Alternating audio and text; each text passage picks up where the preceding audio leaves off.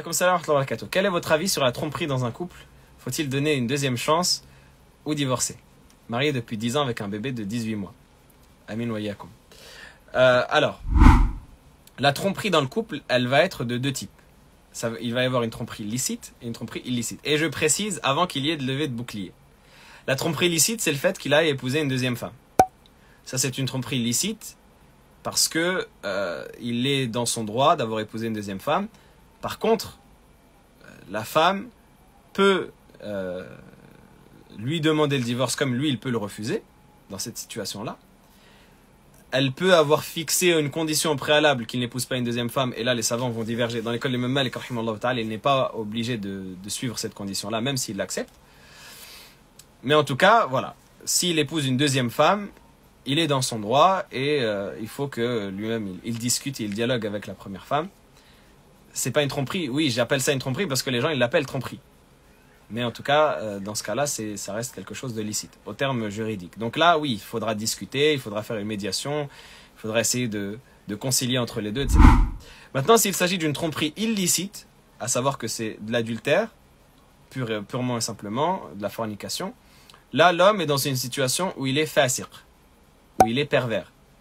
Et donc, s'il est pervers, la femme, elle peut demander séparation de lui, elle peut exiger séparation de lui, donc lui, il va devoir se séparer d'elle. Et s'il refuse, elle peut exiger du qadi qu'il sépare entre les deux. Elle peut accepter de ne pas rester avec un fasiq, en particulier à notre époque où ça peut d'ailleurs engranger des maladies, etc. Donc si on parle ici de tromperie en termes de fornication et d'actes sexuels, parce qu'il y a des gens qui me disent tromperie quand tu fais des choses derrière le dos. Non, on ne parle pas de tromperie, je lui ai dit de ne pas aller avec ses amis au foot et il est allé sans me le dire, on devait regarder le dernier épisode de la série Omar ensemble et il l'a regardé quand je me suis endormi. Non, ça rentre pas dans la tromperie. On parle de la tromperie, à savoir le fait de tromper, je l'ai compris au sens littéral, la tromperie au sens de l'adultère. Donc la femme, elle peut demander la séparation. Ça, c'est au sens juridique.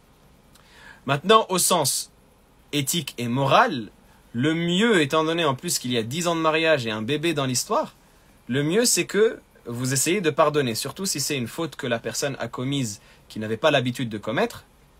Donc il a glissé une fois. Évidemment qu'il n'y a rien qui le pardonne ou qui le minimise. On n'est pas en train de minimiser la faute. On n'est pas en train de dire oui, il a glissé par euphémisme et il a commis une bêtise. Non, c'est une faute qui est grave. L'adultère, c'est une faute qui est tellement grave que ça nécessite la peine de mort dans un système islamique. Donc, si la personne est dans cette situation où...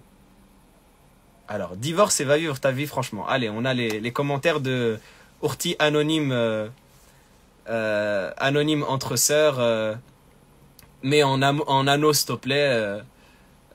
Et t'as tous les commentaires, divorce, divorce, divorce. Pourquoi divorce? Allah subhanahu wa ta'ala, il dit « Wassulhu khayr, wa uhdiratil anfusu shuh » Allah subhanahu wa ta'ala, il dit « La réconciliation est meilleure ». La réconciliation, elle est meilleure dans tout. C'est Shaitan qui veut nous pousser à divorcer. Donc oui, Shaitan, il l'a poussé à fauter, il a fait un crime qui est grave, effectivement. Ça, c'est son péché, effectivement. Et on n'est pas en train de le considérer avec euphémisme et de réduire de sa gravité. Mais pourquoi est-ce que ce péché-là, il va avoir la conséquence destructrice de diviser entre un couple qui est uni depuis 10 ans? Vous voyez? Même si vous allez dire que c'est lui qui a détruit, effectivement. Mais tant qu'on peut encore réparer, vous voyez, c'est comme si... vous avez une personne qui essaye de sauter du navire et vous pouvez encore la sauver. Oui, c'est de sa faute. C'est elle qui a sauté du navire et c'est elle qui est allée se noyer. Ok? C'est elle qui est allée se noyer en plongeant du navire. Mais si vous pouvez essayer de la sauver un petit peu, même lui, cet homme-là, s'il divorce et il se sépare, qu'est-ce qu'il va aller faire derrière? Ça va devenir un fasiq définitif. Est-ce que vous auriez répondu pareil si c'était la femme adultère? Bien sûr. Bien sûr. Pourquoi est-ce que je n'aurais pas répondu pareil? Bien évidemment. À partir du moment où un des deux a commis un péché, le mieux c'est de réparer la chose. Le mieux c'est de réparer. Et est-ce que comme disait Al-Hariri, qui d'entre nous n'a jamais fait de faute ou n'a jamais fait de péché ou n'est pas...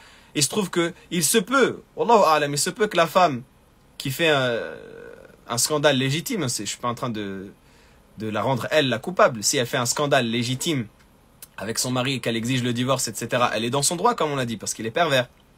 Mais il se peut qu'elle, elle va se remarier derrière et qu'elle va être tentée et qu'elle va faire l'adultère. Et Allah subhanahu wa ta'ala, il dit وَلْيَعْفُوا وَلْيَصْفَحُوا أَلَا تُحِبُّونَ أَن يَغْفِرَ اللَّهُ لَكُمْ, qu'ils pardonnent et qu'ils effacent la faute. N'aimeriez-vous pas qu'Allah vous pardonne?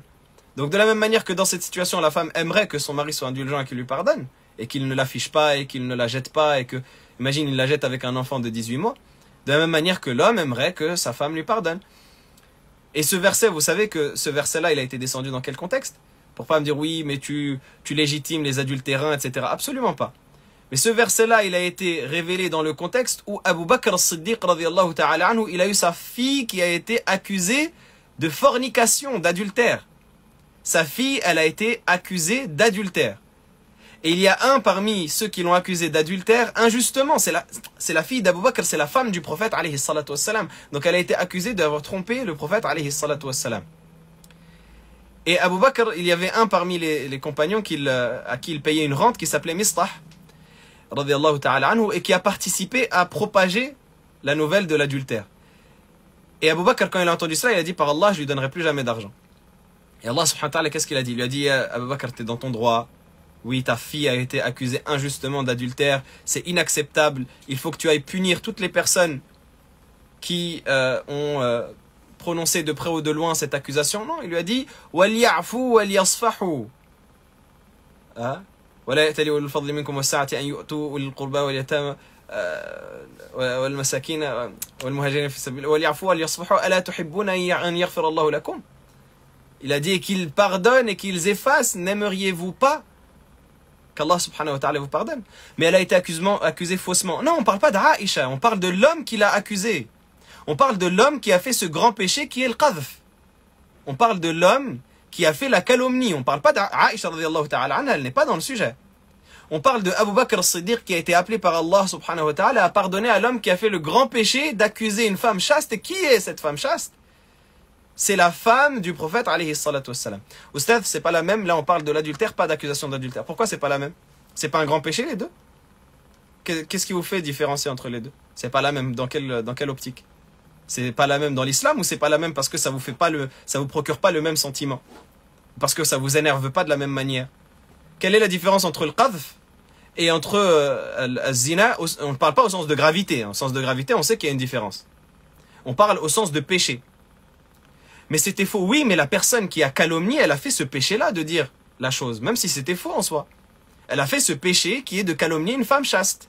On s'en fiche de c'était faux, c'était vrai. On parle de la personne qui a calomnié. Vous comprenez? Et pourtant, Allah subhanahu wa ta'ala lui a ordonné de pardonner. Donc je répète que je ne minimise pas la situation de la personne qui est adultérin. Je ne minimise pas son péché. L'adultère, c'est un grave péché, c'est un grand péché qui détruit des familles. Et c'est lui le coupable. C'est pas la femme qui va être coupable lorsqu'elle va demander le divorce, d'avoir divisé la famille. C'est lui qui est le coupable d'avoir divisé la famille. Par contre, le mieux, c'est qu'ils essayent de pardonner et qu'ils se remettent ensemble. Et d'ailleurs, elle-même, elle va le regretter à partir du moment où, quand elle va savoir qu'elle s'est séparée d'un homme avec qui elle était pendant 10 ans. Encore une fois, je ne dis pas cela pour la culpabiliser. Je ne dis pas cela pour la culpabiliser, je dis cela pour montrer que ça ne vaut pas forcément le coup et que parfois on peut réparer une chose même si elle s'est fissurée. Elle-même, peut-être qu'elle va regretter la chose et qu'elle va dire finalement, si j'étais resté et je lui avais pardonné, ce serait différent. C'est dangereux ce que vous dites. Le mental des femmes est impacté à cause des violences psychologiques que les hommes leur causent, notamment l'adultère. Mais regardez, quand vous rentrez l'affect dans la chose, vous ne pouvez plus avoir un jugement partial. Or, notre religion, elle nous demande d'avoir un jugement partial. Donc, le jugement de Lidl et de Wish, etc., ça ne nous regarde pas. On veut un jugement qui est partial. On veut un jugement impartial, pardon. On veut un jugement qui est impartial. On veut un jugement qui est objectif. On ne veut pas un jugement d'une personne qui elle-même ressent la chose émotionnellement. Non, on veut un jugement qui est impartial. Allah subhanahu wa ta'ala, il dit وَلْيَعْفُوا وَلْيَصْفَحُوا. Allah subhanahu wa ta'ala, il dit وَالصُّلْحُ خَيْرٌ وَأُحْضِرَتِ الْأَنفُسُ الشُّحَّ. Allah subhanahu wa ta'ala, il dit le pardon est meilleur, la réconciliation est meilleure. Non, on juge selon Allah, on juge selon, oui, violence psychologique et... Subhanallah, le commentaire de la personne, il dit il faut qu'elle va souffrir, il faut qu'elle divorce. Et vous êtes qui? Vous êtes qadi, vous êtes mufti, vous êtes... c'est quoi votre fonction exactement dans le gouvernement islamique? Pour qu'on sache. Il faut qu'elle divorce comme ça, Ainani. Ça veut dire c'est vous qui avez décidé. Non. Non, il faut qu'il privilégie le pardon, il faut qu'il privilégie l'unité, il faut qu'il privilégie la réconciliation. Et si elle sent qu'elle est incapable de cela, si elle sent qu'elle se sent trop en situation de tristesse ou de destruction, autre que cela, pour ne pas pardonner, elle est dans son droit de demander la séparation. Comme on le disait. Elle est dans son droit de demander la séparation. Et si elle est dans la situation où la personne est fasiq, eh bien, elle peut demander à se séparer de lui. Wallahu a'lam. Comment regretter un homme qui nous a menti, trahi et ne nous a pas respecté, ni sa femme, ni son enfant? Le moment où vous allez être séparés, la nostalgie, elle viendra et peut-être que c'est mieux d'être avec un homme dans cette situation-là qui se repent et qui s'améliore et qui se corrige plutôt que d'être à l'abandon avec votre enfant seul, sans personne pour s'occuper de vous. Pourtant, à l'époque des salafs, le divorce était très courant et pas si sacré qu'aujourd'hui, non, pour beaucoup moins que ça. C'est pas ça la question. La question, c'est en soi, le mariage, il est sacré. En soi, la réconciliation, elle est meilleure. Ça, c'est des versets, des hadiths qu'on a. Des versets et des hadiths qu'on a. La yafruk mu'minun mu'minan kariha minha khuluqan radiya minha akhar. Qu'un croyant ne déteste jamais une croyante. Et vice versa. S'il n'en aime pas en elle un comportement, il en aimera un autre. Ensuite, oui, les sahaba, ils étaient connus. En tout cas, c'est pas ils étaient connus. C'est que oui, il y avait des divorces chez les sahaba plutôt. Il y avait des divorces chez les sahaba. Mais ça ne veut pas dire que le mariage n'a plus aucune sacralité et qu'on peut divorcer du jour au lendemain dès que la personne a fait une faute. Non, absolument pas.